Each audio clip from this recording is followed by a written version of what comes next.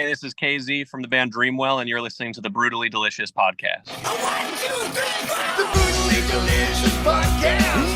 The Brutally Delicious podcast. The Brutally Delicious podcast. The Brutally Delicious podcast. So let's just jump in, like Rena said. For those not familiar with Dreamwell, can you give us the 2-sentence elevator pitch, boardroom pitch? Yeah, we are a really gay screamo band that also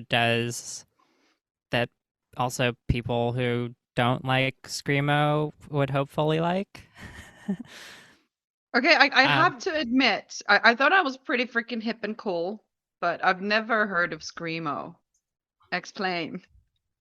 Well, it's kind of evolved out of the like the emo style, like emotional hardcore, so like Right. which came about in like the 90s and 2000s. So it kind of evolved from that and had more heavier, more extreme elements, screaming, obviously, and so that style's kind of been around since the 90s, and there's been like a couple like waves of that. Like it's come in and out of style, but in the last 10-15 years especially, there's kind of been a new wave of like screamo bands. So like when we were getting started, we were basically, when I was pitched to join the band, it was like, hey, do you want to join a band that's inspired by Touche Amore, Pianos Become the Teeth, like Defeater. So that was kind of that wave of screamo that was going on at that time back in like 2016. And then like we're kind of part of a newer wave of those bands that are keeping the genre alive. Sweet. Yeah. You've not heard of that over there, Rena? What? You've not heard of that over there? Maybe it's more of an American thing. I don't know. I'm sure there are people even in this third world country who call Finland. Hey, Zachary, how you doing? I'm Bruce. That's we have the Barbie movie, Oppenheimer. We have it all. You really? know, you have cinema there. Come here. But maybe it's my age. You know, like that. I was already grown out of the emo phase, or like, you know, I was too old for emo when it came out, and like now it's screamo apparently has and it all just makes me think about Disenchantment, the like Matt Groening Netflix show, the cartoon that is kind of like you know, The Simpsons and Futurama, but it's like this magical kingdom, and they have these elves that are like their names end in O. They had a screamo there. And the elves just screamed a lot apparently. Nice.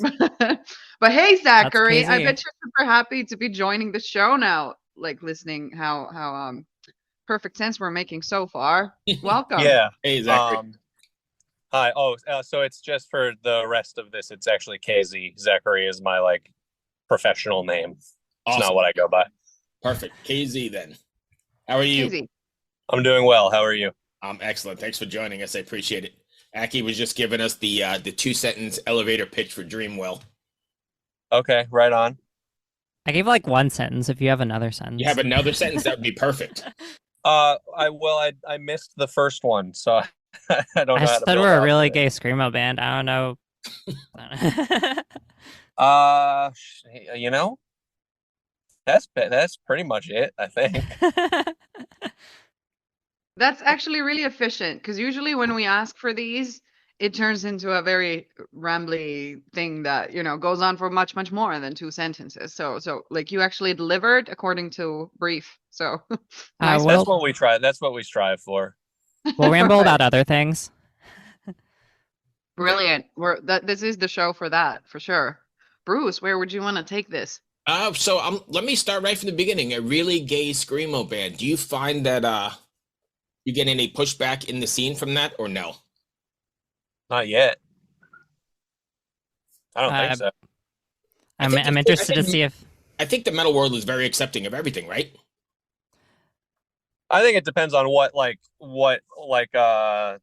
scene of metal we're talking about, but like screamo and stuff adjacent to it it's definitely, I think, more um it's more predominantly kind of attended by folks kind of on the margins. So like I think if we were going to play like an old school hardcore set, you know, we would probably get fucked over there, but the shows that we're playing now, we're doing okay.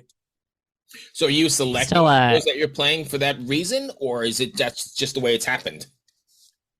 It's not, I don't think it's why we started doing it, but it is definitely a motivating thing, you know, to represent, you know, the backgrounds that we come from and give other folks who are from that same sort of demographic, you know, shows that they can feel like they can attend safely. Like they know the folks putting on the show are going to be on their team if anything happens. So, Right.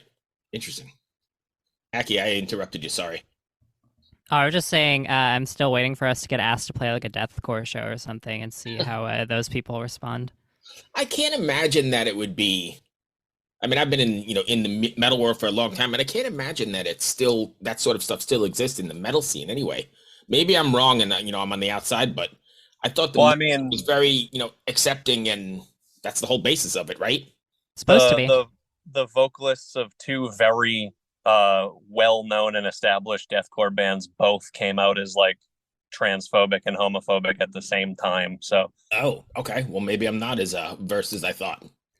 Well, the vast majority, I think, are with it, but there's still a yeah. very vocal minority of people who are not accepting, unfortunately. Isn't that crazy? We're in 2023 and we still have that. Yes, it is. I'm speechless here, and like it's so weird. And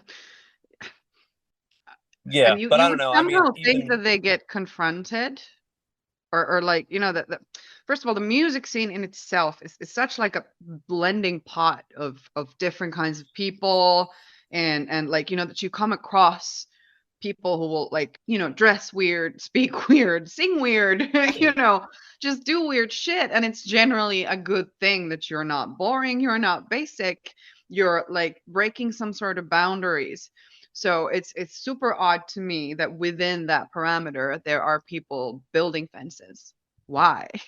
How? yeah, it is silly. It's very silly. I do feel like it's not a thing that gets confronted a lot, and honestly, it's not a thing that I feel like we would get confronted by very frequently because Right. these people do tend to be uh cowards, so they usually keep it to themselves in real life. You know what I mean? Yeah. But I don't know. It is a very foolish thing that it's still something we have to encounter. You know? All right. So Yeah. let's talk about the record then. Sophomore record, In My Saddest Dreams. I Am Beside You is due out. Do I have that wrong? October 20th. No, Yeah. yeah, October Okay. 20th. Right. Okay. I was looking at the date. Oh, I yeah. got it wrong. But now that it's complete, I'm assuming. How do you feel about it, and are you satisfied with the outcome? Yeah, I'm pretty excited about it. My goal with the album was to make the most miserable album that I possibly could, and I did. So I got all of my stuff done anyway. Yeah, I think musically, it came out pretty much how we envisioned it as we were working on it, which is a huge achievement in terms of like creating an album. Like, I feel like with pretty much every album I've been a part of, it's always like 80-90% of the way there in terms of sounding Right. like I'd hoped it would. But we were really proud of ourselves for how this turned out musically, and I think musically it also supported the misery that KZ is describing. So let's go back to KZ. What when you say misery, is it like a cathartic sort of experience, or what kind of misery are we talking about? Like No, I was just really miserable when I was writing it, and so I wanted everybody else to feel that way too. It's not I wouldn't call it cathartic. I would call it just like upsetting. I wanted to make an album that's upsetting. Hello out there. Yes, hello out there, everyone. I'm Hal Schwartz, And I'm Flynn McLean. Together we host None But the Brave, a podcast dedicated to the music and career of Bruce Springsteen. Bruce and E Street Band are on tour right now for the first time in 6 years, and we're taking a detailed look at what's happening on stage in our bi-weekly episodes. We've also been recently joined by some very exciting guests, including rock journalist Warren Zanes and Stephen Hayden, Backstreet's Magazine founder Charles Cross, and Barstool's Kirk Minahan. If you're a diehard Springsteen fan, this is the show for you. So please subscribe to None But the Brave on your favorite podcasting platform, and we hope to see you further on up the road. Thank you so much. We'll be seeing you. So at the end of the day, there's not a takeaway you want your fans to take away from this. This is just... We just want you to be upset. There's not. I feel like because I feel like recently most like big name screamo just hasn't been doing that lately. Hasn't been like actually like miserable music, and that I feel like any of this sort of stuff was born of that in a way. And I feel like I'm more influenced by some like really extreme doom bands than I am like other screamo bands. So bands like Khanate or The Body. And I wanted to bring some of that into what we're doing, and sort of push screamo back into a music form that kind of celebrates just not feeling very good, because I think ignoring those feelings and not making them part of what you do when it is what you're actually experiencing isn't actually like, it's not helpful and it's not authentic. Okay, I mean that's fair enough. Hey, Brian. Yeah, made it. we have another addition here. Ryan has joined us as well. Sorry, I Wanna had say to hi. go on break at work. Hi, I'm Ryan. Do I do like the whole thing of saying I play guitar and shit? Nah, you're good. Okay. Especially the shit. Rena, what do you got? Well, now I'm just like happy we got a whole band here. Probably like, is there anybody still missing, or are you all here? No, we don't have everybody, but we have everybody that's gonna be here. Okay. Right. Okay. So who's missing still? Like, and what do they do? Justin, our bass player, and Anthony, our drummer, are not present. And are they not like, you just don't allow the public to ever see them? They're not. No, it's just- Justin is working. Anthony hates doing interviews, so Anthony doesn't want to have anything to do with it. No, they both have just like real person jobs and can't leave in the middle of the day. Right. And do this. Right. Yeah, I'm at Yeah, a thrift that's store right now. stupid. So. So I have a question for you then. The Obelisk of Hands, when it got picked up by Liquid Metal, how did that feel? And that's pretty massive, right? Yeah, that felt pretty crazy for me. The first real the first big show I ever went to was Lamb of God, Gojira, Machine Head, and Trivium. Beautiful show, and by so the way. yeah, it was sick. And I don't know. So to have that dude playing our song, debuting our song, and like kind of talking good things about it was, not something I anticipated happening to me at any point in my life. So Yeah, that's pretty wild. Was the response to it really good? Did you guys get lots of messages or feedback? Yeah, the most the we've gotten response- so far. yeah, for sure. Obelisk did really well. People who were really stoked about it. Yeah, it was fun. It was fun to put out. Rena? I'm sorry, I had to attend to some mommying business, so I lost my track there a little bit. But yeah, you guys said that the venues that you've been playing, or the kinds of shows that you've been playing, have not been the kind where like, you would get confronted, or the audience wouldn't be ready for what you're doing. Is this like an idea that fascinates you, to go and take the show to like a setting, whatever it may be, like a child's birthday party, or I don't know, like the Trump rally? I definitely love No. shocking people. It's definitely Yeah. a fun I think part it of it. depends on the environment. Like, I mean, we did just like a couple weeks ago, we played a free show at a park that was like pretty well attended by like families and stuff. And Right. that was really fun. That's like a cool environment. The people that are there, they know they're there for something, but they're not quite sure what. and then you get the passerbys who are just like kind of falling victim to it by chance of being in the wrong place at the wrong time. Right. Right. We got a couple like fingers and ears responses, people walking by. Yeah. We Love also we played what turned out to be the first proper show at this venue in Dallas, Texas. That they had a stage, but it was like predominantly just for like a one man with a guitar, sort of like lounge music type. Yeah, it felt like a city winery. Yeah, and it was like in a restaurant, like in a small restaurant. So when we played, there were people there who were just there for dinner.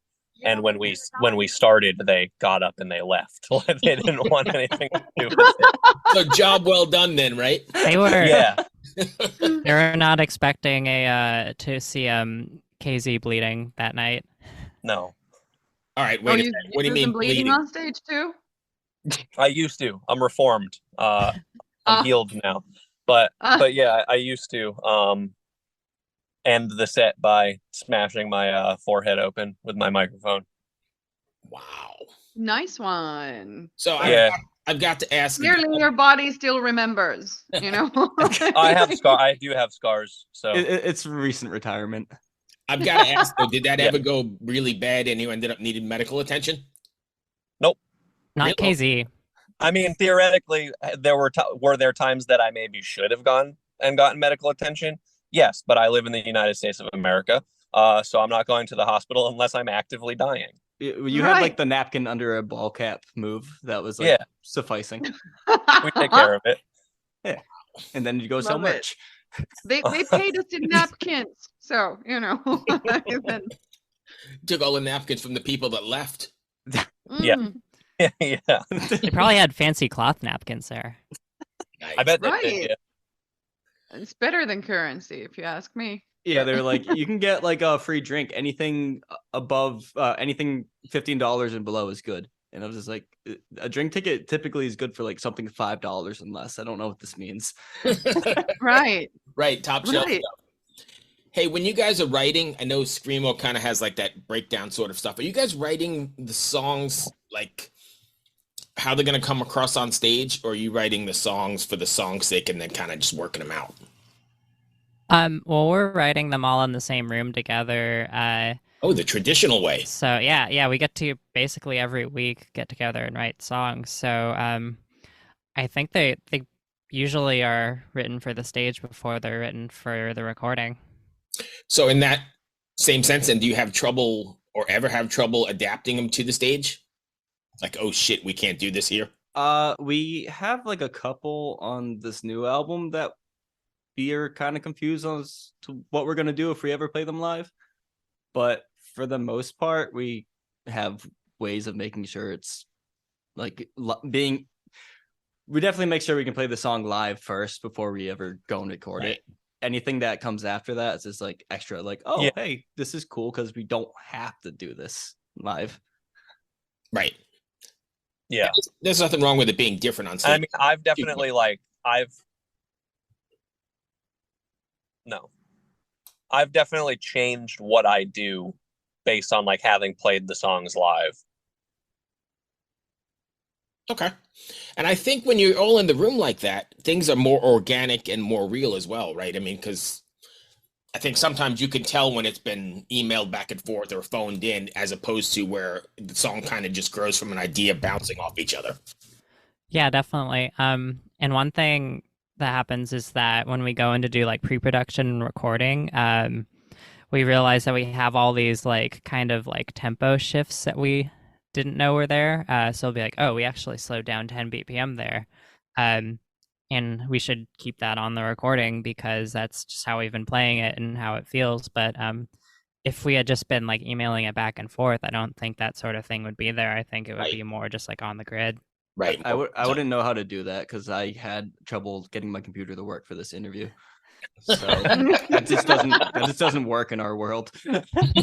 That's beautiful. Rena, what you got?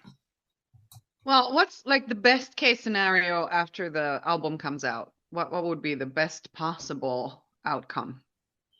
We can pay our bills. Yeah. I love the realism. Yeah. My ambitions are not selling out stadiums. My ambitions are like I come back home from tour and I'm not wondering if I have a home to come back to. Right. That's basically it. Speaking of tour, are you planning on taking this out on the road? We're on tour in November, yeah. How long are you going out for? This one's like 10 days, something like that. US? Yeah. In Yeah, Canada. we're looping up through Montreal and Toronto around the Great Lakes and then back up to where we are. Nice. We're also playing with Blind Equation, who's putting out an album on Friday, I Oh, believe. nice. Yeah, really cool band. Before we go, can you tell fans where they can find you? Give us your socials. Yeah. Most of the We're on places. Twitter and Instagram. Both are at Dreamwell RI. I'm pretty confident. Do we have a TikTok? Yeah. Is there anything on it? No. It's too I think that's more or less it. Bandcamp, Dreamwell. And records November 20th, and the tour is in November as well. October Record 20th. is Yeah. Excellent and sweet. I appreciate you guys taking the time. Hope that wasn't too bad. No. Perfect. Thank you. Sorry for being late. No worries at all. We got it done. Have a good day. Good luck with the record. Yeah. Thank you. It was Right. lovely Take meeting you care. guys. You too. Well, Have a great day. Bye. You too. Bye. Ever wonder what a punch from Elton John feels like? Or how you'd cope with having turned down the chance to be in Nirvana? Or what signal Keith Richards gives when he wants you to get the hell out of his hotel room? Fans of Too Much Effing Perspective don't have to wonder, because they've heard these exact stories and a jillion others on our podcast. I'm Alex Hoffman, former tour manager for Radiohead. And I'm musician and comedy writer Alan Keller. On the TMEP show, we get guests like Nancy Wilson from Heart, Jeremiah Freites from the Lumineers, and Modern Family's Julie Bowen to tell us things they may have only shared with their therapist, clergy, or a TMZ stringer. So join us on Too Much Effing Perspective. That's EFFING Perspective. The only podcast you crank up to 11.